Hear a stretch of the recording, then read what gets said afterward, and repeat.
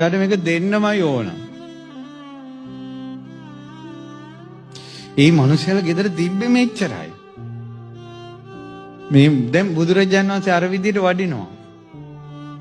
වඩිනකොට අර මිනිස්සයාගේ හිතේ ආපු ආවේගයට දෙන්නත් ඕනේ යන්න දෙන්නේ නැහැ.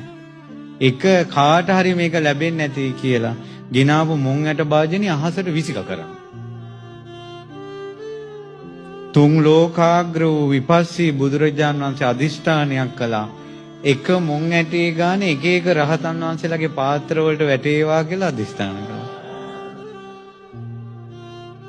අර මොන් ඇට ටික එක එක රහතන් බුදුරජාණන් වහන්සේගේ පාත්‍රයට මොන් ඇටයක් වැටෙනවා එහෙම.